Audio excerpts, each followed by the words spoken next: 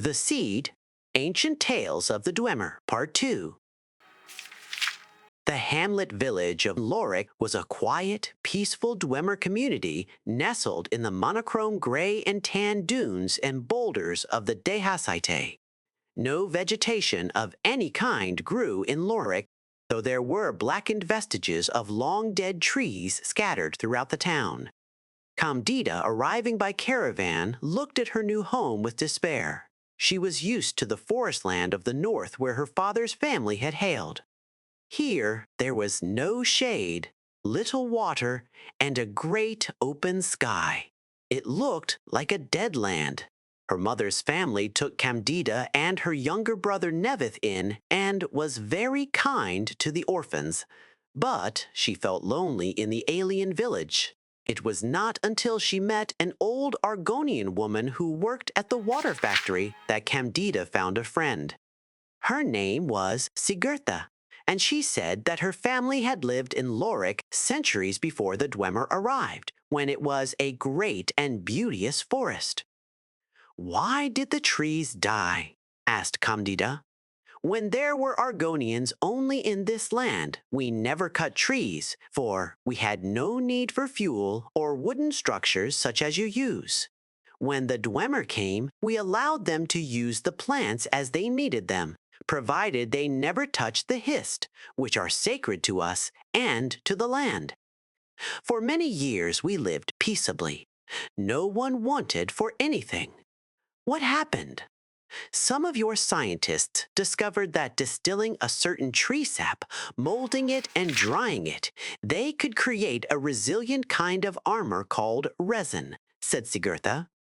"Most of the trees that grew here had very thin ichor in their branches, but not the hist.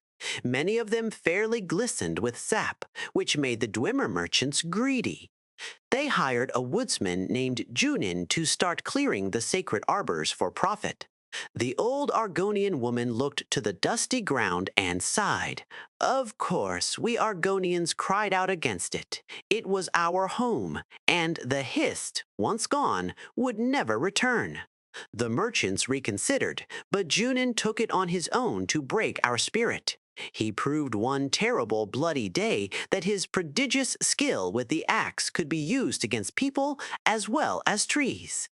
Any Argonian who stood in his way was hewn asunder, children as well."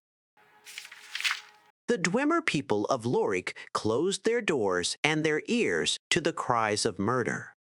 "Horrible," gasped Candida. "It is difficult to explain," said Sigurtha. "But the deaths of our living ones was not nearly as horrible to us as the death of our trees.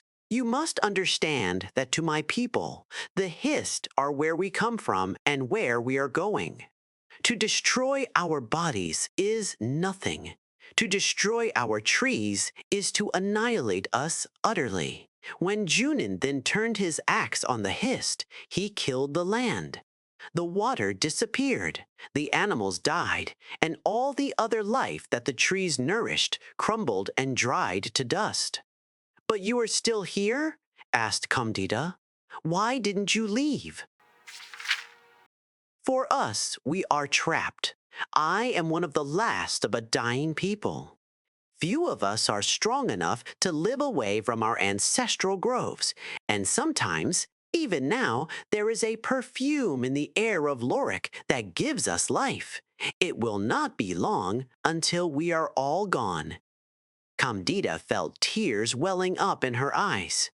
"Then I will be alone in this horrible place with no trees and no friends."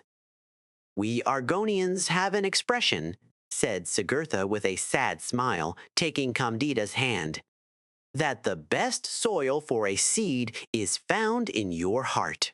Candida looked into the palm of her hand and saw that Sigurtha had given her a small black pellet.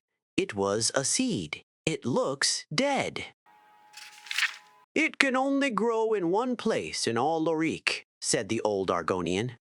"Outside an old cottage in the hills outside town. I cannot go there, for the owner would kill me on sight, and like all my people, I am too frail to defend myself now. But you can go there and plant the seed." What will happen? Asked Candida. Will the Hist return? No, but some part of their power will. That night, Candida stole from her house and into the hills. She knew the cottage Sigarthy had spoken of. Her aunt and uncle had told her never to go there. As she approached it, the door opened and an old but powerfully built man appeared, a mighty axe slung over his shoulder. "What are you doing here, child?" he demanded. "In the dark, I almost took you to be a lizard man." "I've lost my way in the dark," she said quickly. "I'm trying to get back to my home in Lorik. Be on your way, then." "Do you have a candle I might have?" she asked piteously. "I've been walking in circles, and I'm afraid I'll only return back here without any light." The old man grumbled and walked into his house. Quickly, Candida dug a hole in the dry dirt and buried the seed as deeply as she could. He returned with a lit candle. "See to it you don't come back here," he growled, "or I'll chop you in half." He returned to his house and fire. The next morning when he awoke and opened the door, he found that his cottage was entirely sealed within an enormous tree. He picked up his axe and delivered blow and after blow to the wood, but he could never break through. He tried side chops, but the wood healed itself. He tried an upper chop followed by an under chop to form a wedge, but the wood sealed. Much time went by before someone discovered old Junin's emaciated body lying in front of his open door, still holding his blunted, broken axe. It was a mystery to all what he had been chopping with it, but the legend began circulating through Lorik that his sap was found on the blade. Shortly thereafter, small desert flowers began pushing through the dry dirt in the town. Trees and plants newly sown began to live tolerably well, if not luxuriantly. The Hist did not return, but Candida and the people of Lorik noticed that at a certain time around twilight, long, wide shadows of great bygone trees would fill the streets and hills. Publisher's note: The Seed is one of Marabar Sul's tales whose origins are well known. This tale originated from the Argonian slaves of southern Morrowind. Marabar Sul merely replaced the Dwemer with Dwemer and claimed he found it in a Dwemer ruin. Furthermore, he later claimed that the Argonian version of the tale was merely a retelling of his original. Lorik, while clearly not a Dwemer name, simply does not exist, and in fact, Lorik was a name commonly used, incorrectly, for Dunmer men in Gorfelim's plays. The Argonian versions of the story usually take place on Vardenfell, usually in the Telvanni city of Sadrith Mora. Of course, the so-called scholars of Temple Zero will probably claim this story has something to do with Lorcan, simply because the town starts with the letter L.